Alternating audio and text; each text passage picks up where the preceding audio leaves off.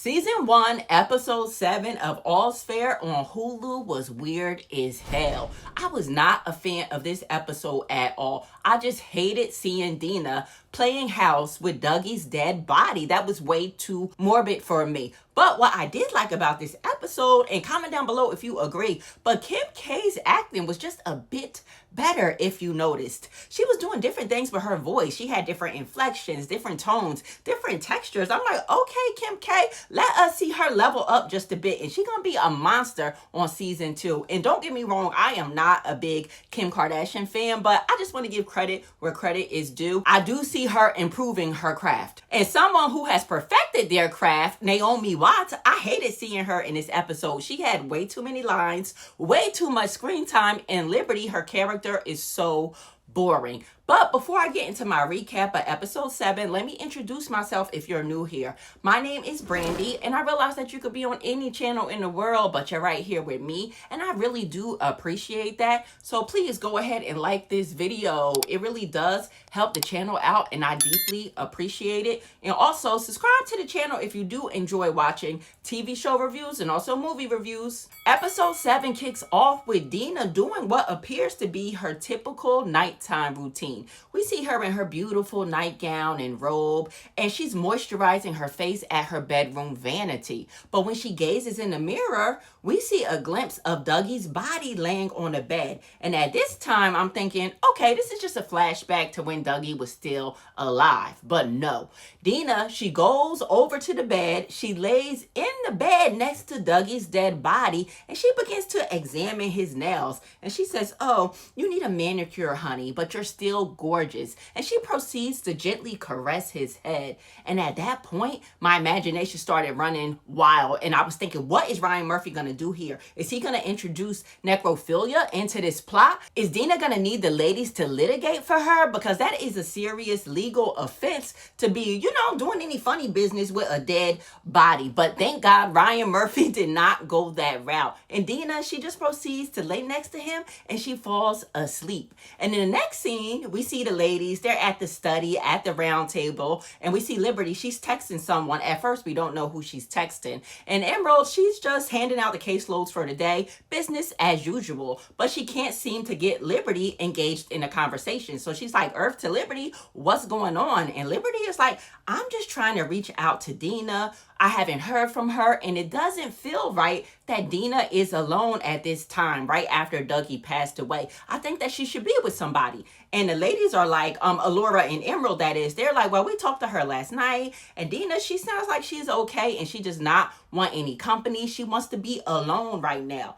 And Liberty, she's like, wait, you guys talked to her last night? Because I called her several times and I could not get a hold of her and she did not return my calls. And then Liberty, she goes on somewhat of a rant saying how she feels left out, that she never felt part of the American sisterhood that the girls have, and that maybe Dena doesn't like her. And the ladies are just telling her, like, listen, calm down. Take it easy. This isn't a typical situation. And we want to respect Dena's wishes at this time and let her have some alone time. But did Liberty follow those instructions? No. In the next scene, we see Liberty and Car pulling up to Dena's beautiful mansion. And both of the ladies are in separate black SUVs, luxury SUVs, let me add, and they're both donned in all black. And they're hurling insults at each other immediately when they step out of the car. And Liberty says to Carrington, oh, poor Car. Ever since we refused to let you join the firm, you've been sniffing around like a bitch in heat. And now you're sucking up to Dena thinking that's the way in. Well, sorry, Dena doesn't have the final say. We have the final say in that. And my thoughts on this are like, we're still on this storyline that Car really wants to work at the law firm with Allora, Liberty, and Emerald. Like, what the F? I'm like, Car, go where you are celebrated, right? They don't want you there. Your vibe is your tribe.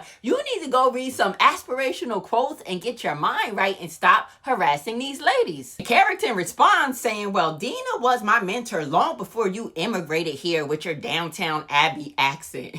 And I chuckled, right? And I never even watched Downtown Abbey, so I don't even know exactly what that means. In fact, half of the stuff that Car says, I really don't even know what she talks about, but her delivery is so funny. And let me ask, sometimes sometimes it's funny because sometimes when they try too hard with the writing for Sarah Paulson, it's not funny in my opinion. And I'm going to get to that in a minute. So after chewing each other out with words, Car and Liberty are finally inside of Dena's mansion. And she's in the kitchen making an omelet. And she put some water in the omelet. And I'm with that, okay? Let me tell you a little hack that my mom taught me. If you put a little bit of water in them eggs before you whisk them around, your eggs or your omelet will be extremely fluffy. But Dena was putting a little bit too much water. But anyway, the point is Dena was just operating as business as usual. She's making an omelet, and Liberty and Car, they are telling her what they brought her. Liberty is like, listen, you know, I bought you a homemade casserole. I forgot what she bought. Oh, a shepherd's pie, right? She made a shepherd's pie from her heart.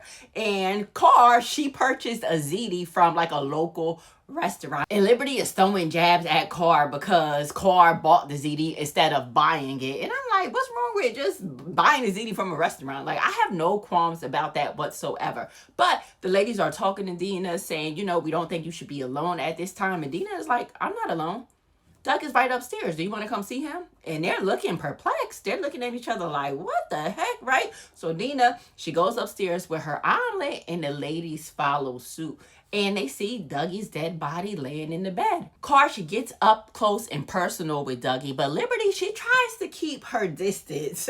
Same thing I would have did. I don't even know if I would have been able to go in that room. And Car and Liberty, they're both vying for Dena's attention. Again, just very high schoolish to me. I'm like, these women are grown-ass ladies. I believe Liberty said that she's 54 years old, and Carrington, she isn't too far behind. So I just think that this script, a lot of elements of the script in this show would be better suited if the cast members were younger. But these are grown-ass women acting like this. I think that's ridiculous. But Carrington, she goes on to tell a speech about how when she was 5 years old, her cat named Mrs. Pussy passed away.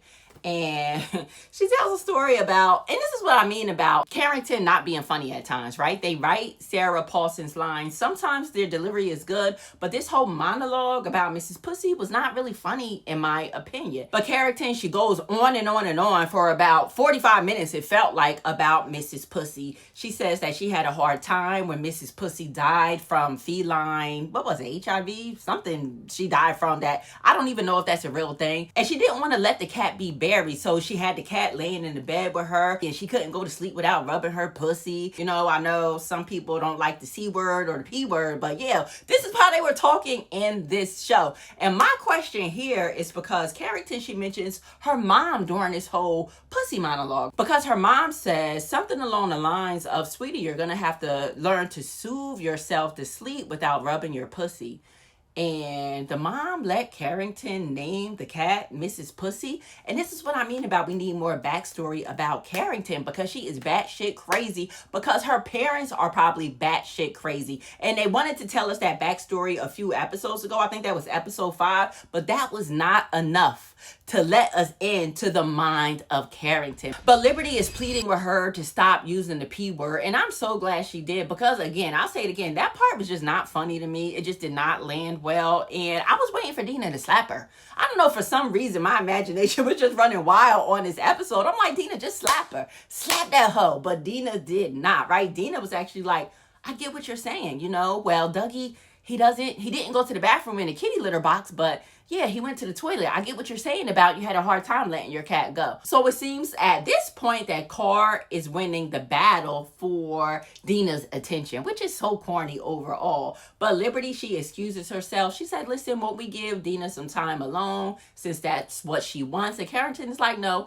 I would like to stay here. It's something about being in the presence of a body that I really, you know, I want to stay here and stay with Dena. And I'm just like, damn, does the body stink? Is the body leaking fluid? I know when they go to the funeral home, they put like, what is it called? Embalming fluid or something like that in the body. So I'm just like wondering deeply what's going on with Dougie's body at this point. And I'm also wondering, what is Dougie thinking at this point, right? Because me, God forbid, if that was me, I would not want my husband to keep my body in the house. Let me go on. Let my body rest in peace. Now, in the next scene, we see Allora meeting up with Chase. They're meeting at a nice restaurant, and she wants to meet up with him for 2 reasons. For one, she wants him to sign the divorce papers, which which was very confusing for me because I really thought that they handled all of that housekeeping on the last episode, episode 6, where they were having a mediation in a conference room and they came to the conclusion that it would be a 50-50 split. Like, I thought that was done with. But anyway, Allora's meeting with him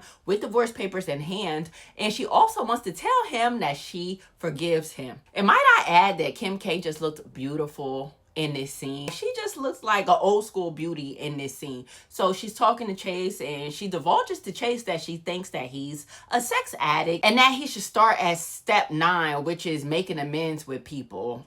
People that he slept with, people that he wronged. And he agrees to do it because he really still has the hots for Allora. He wants to get back with her, so he'll do anything to make her happy at this point. So now we see Chase. He's going to purchase all of these flowers, right? Wait, but let me back up. I failed to mention that Allora presented him with a list of names of women that he slept with while they were married. And the list was long. You know what I'm saying? She had like a stack of paper. And I'm like, Allora, why do you care about Chase making amends with these ladies? It seems like half the women that he was going to make amends with knew that he was a married man. So why should he apologize to them? But he goes on this whole apology tour with flowers in hand.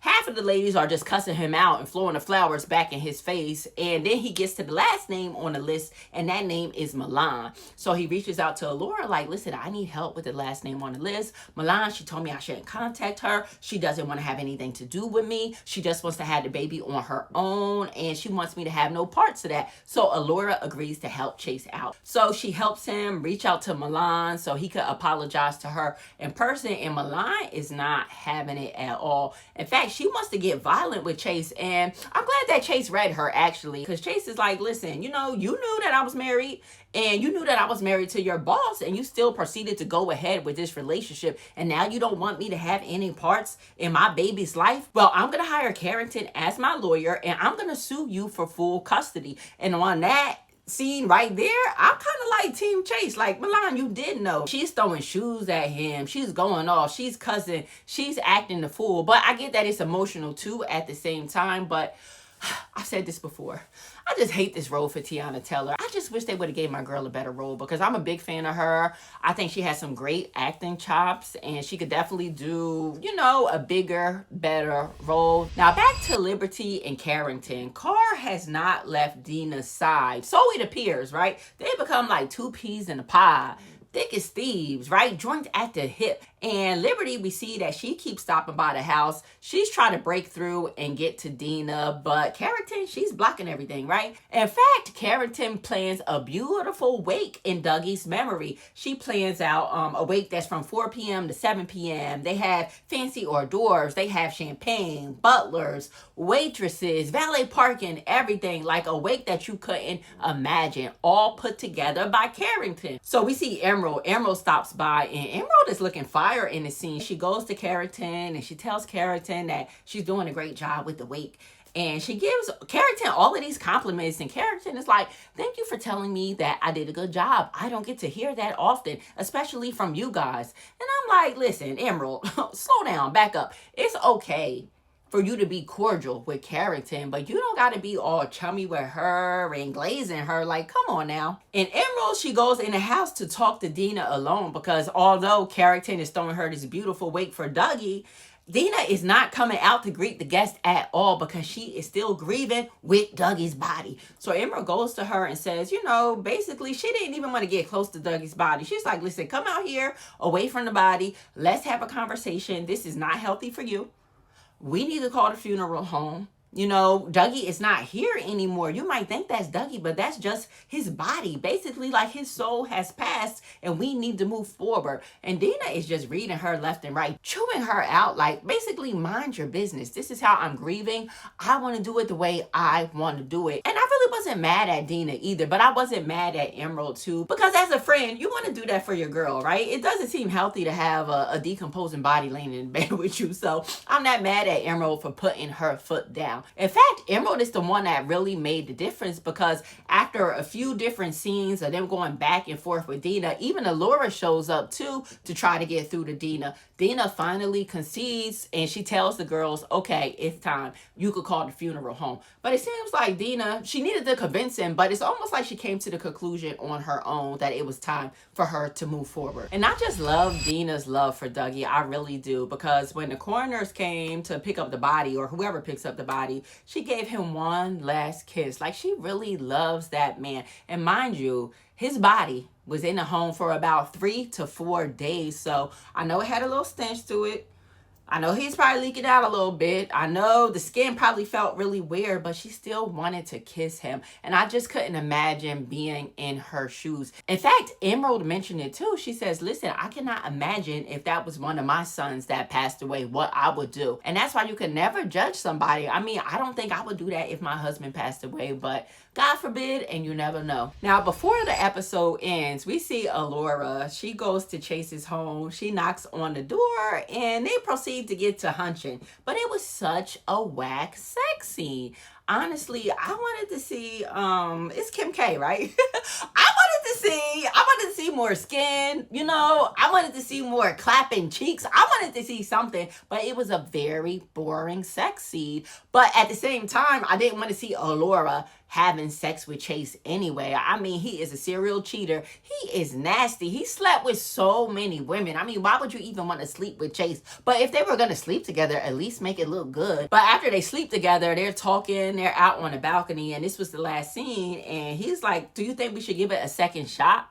And she doesn't answer him in that moment, and then the episode ends off right then and there. And I'm like, wow, is Allora gonna give Chase a second chance? Is Allora crazy? Like, I know that her girls are gonna flip out when they hear about her sleeping with Chase and her even considering going back to him. But at the same time, you know, just playing devil's advocate here, I know that there are a lot of successful women who are, you know, bosses in their career, millionaires, and they have a Chase as well, you know? Like, it doesn't all the time work out that you get your fairy tale career, your fairy tale man, you know? It's a lot of women like Allora that have a Chase, so that is very realistic. But overall, again, I wasn't a big fan of this episode, but was it entertaining? Yes, and that's why I will continue to watch All's Fair. But if you made it this far in the video, comment down below and just let me know if you made it this far. Comment down below a black heart, or comment down below what you think of Kim K's acting in this episode. Nonetheless, I will see you all next week on a 2-part finale. We get a 2-part finale next Tuesday, and I'm considering whether or not I want to review every episode separately or together. Not quite sure yet, but I'm definitely looking to see how are they going to close out all of these storylines. I will see you guys next time. Stay safe out there. Love you. Peace.